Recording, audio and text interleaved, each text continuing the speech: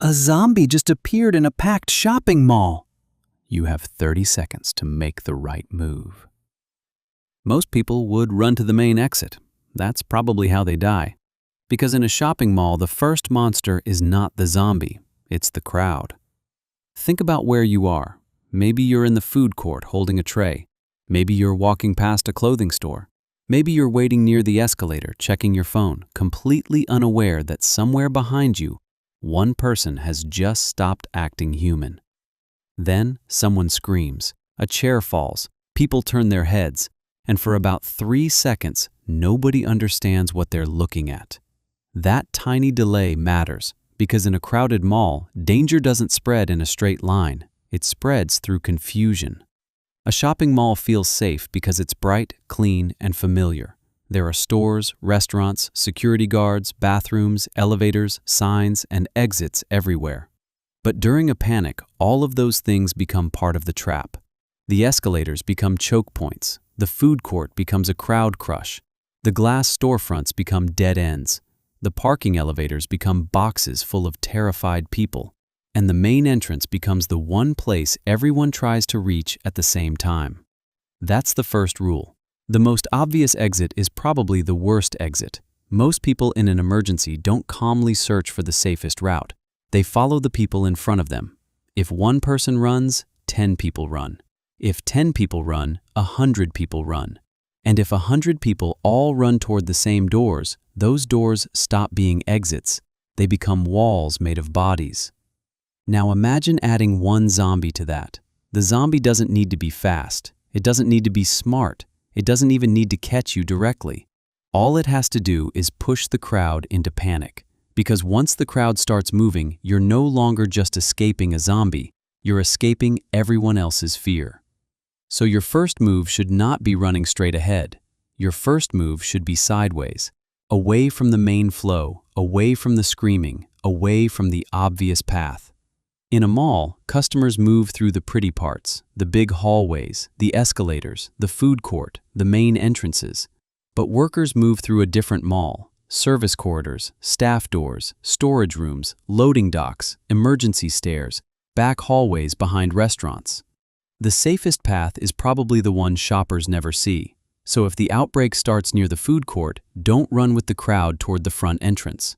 Look for the boring door, the gray door, the one that says staff only, the one nobody notices until something goes wrong. Your goal in the first 5 minutes is not to escape the entire building. That sounds wrong, but it matters. Your first goal is to get out of sight, because when everyone else is moving, the safest person in the mall might be the one who stops moving first. Now, how fast could this actually spread? Let's be careful. A real zombie outbreak does not exist, so we can't pretend to calculate the exact number of infected people per minute like it's a math homework problem. But we can understand the forces that would decide it: crowd density, blocked exits, visibility, noise, panic, and how close people are standing to each other. A mall at lunchtime is almost the perfect disaster environment. People are close together, they're distracted, they're carrying bags, drinks, strollers, and food trays. They don't know where the service exits are, and most of them will try to leave through the same few places. Even if the zombie is slow, panic is fast. One bite creates one scream. One scream creates 50 people turning around. 50 people turning around creates a wave. That wave hits people who don't know what happened yet. They run because everyone else is running, and suddenly the mall doesn't need hundreds of zombies to become dangerous. It only needs one infected person, one blocked exit, and one crowd making the same bad decision at the same time. That's why the first few minutes matter more than anything else. If you move with the crowd, you become part of the problem. If you move away from the crowd, you might still have choices. So where do you hide? Not in the middle of a store with a giant glass entrance. Not in the bathroom, unless you have no other choice. Not in an elevator. Never in an elevator. An elevator is just a small metal room that takes you exactly where you can't control. You want a place with 3 things: a door that locks, a second way out if possible, and access to water. That last part is more important than people think, because survival is not just about the first 5 minutes, it's about the next 5 hours, and maybe the next 2 days. Food feels important, weapons feel important, but water is the real timer. A healthy person can survive weeks without food in the right conditions, but without water, your body starts failing fast. 3 days is the number people usually remember, but in a hot, stressful, indoor environment, especially if you're sweating, injured, or panicking, the clock can feel much shorter. So if you find a staff room, restaurant storage area, convenience store, vending machine, or maintenance area with bottled water, that matters.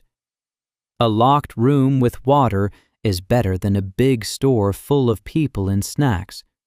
But if you eventually have to escape, water alone is not enough. You probably need something in your hands. Not because you should go hunting zombies. That is the worst possible plan.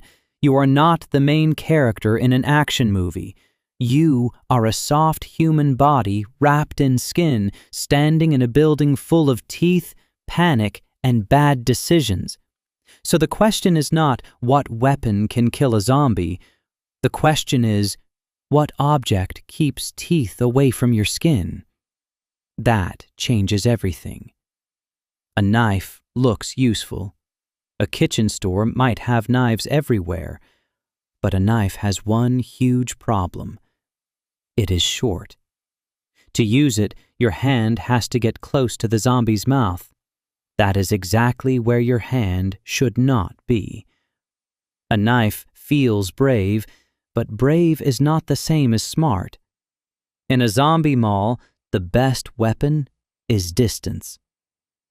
So what should you actually grab? A fire extinguisher is one of the best tools in the building, not because it turns you into a warrior, but because it does several useful things. It's heavy. It can create space. It can block a door. And if you spray it, it can confuse people, animals, or whatever is coming toward you long enough to move. A golf club is better than a knife because it gives reach. A baseball bat, broom handle, mop, metal pole, or long umbrella can help keep distance. A chair can become a barrier. A backpack wrapped around your arm can become a bite shield. Even a thick jacket can matter if it stops teeth from reaching skin for 1 second longer. The goal is not to win a fight. The goal is to create 1 extra step of distance, 1 extra second to close a door, 1 extra chance to get around a corner, 1 extra moment to escape through a service hallway. That is the difference between a useful tool and a movie weapon. Movie weapons make you feel powerful. Survival tools keep you alive. So the rule is simple. Water first. Distance tool second. Escape route third. Now comes the hardest question. When do you leave? Leaving immediately might be a mistake, because that's when the crowd is at its worst. Everyone is rushing to the same exits. Security may not understand what's happening yet. Doors may be blocked. People may be pushing from both directions. But waiting forever is also a mistake. The longer you stay, the more the building changes. More areas become blocked, more people hide, more doors get locked. More information becomes wrong. So the best escape window is probably after the first panic wave, but before the entire mall collapses into confusion. You wait until the first giant wave of people has moved past. You listen. You don't run toward noise. You don't follow screams. You use the paths workers use: emergency stairs, service corridors, loading docks, parking ramps, back exits behind restaurants. And if you have to choose between a beautiful main hallway and an ugly gray maintenance corridor, choose the ugly one. Pretty places are built for customers. Ugly places are built to move things efficiently. In a disaster, efficiency matters more than beauty. But here's the part people forget. The biggest danger still might not be the zombies.